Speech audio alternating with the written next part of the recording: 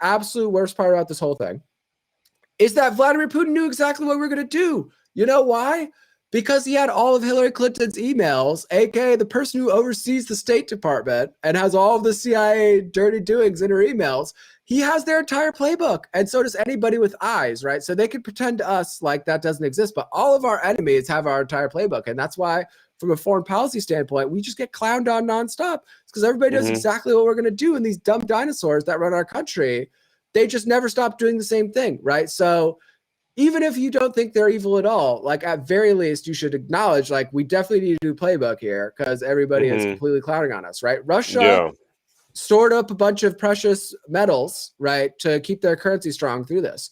Russia had back channels to all these other countries that when the United States was trying to pull this BS, a lot of countries are saying, you know what, screw those United States sanctions, screw the United States rules, screw SWIFT, which is the money transfer system that the United States uses to try to chop people off when they don't like them.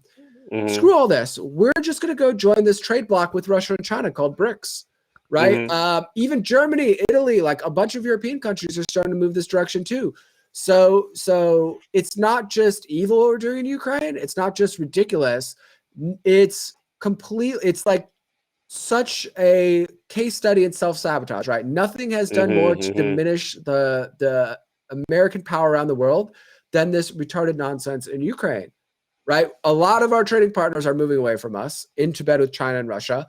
Saudi Arabia is now selling China, the world's biggest buyer of oil. They're selling that in yuan, right? So for people who don't know, we have this thing called the petrodollar.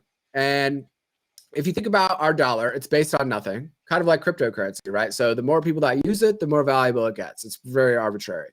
And so back in the day, we did this thing where we shook everyone down and we're saying, hey, all of your oil, all of your international trade, you have to do it in dollars, right? So to artificially hold up the value of our money.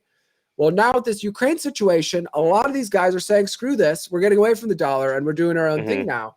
So financially, militarily, diplomatically, this situation in Ukraine is objectively a disaster for the United States, to anybody with eyes and anybody with a brain. And it's nothing is accelerating the demise of our country faster than this singular thing that's happening in Ukraine.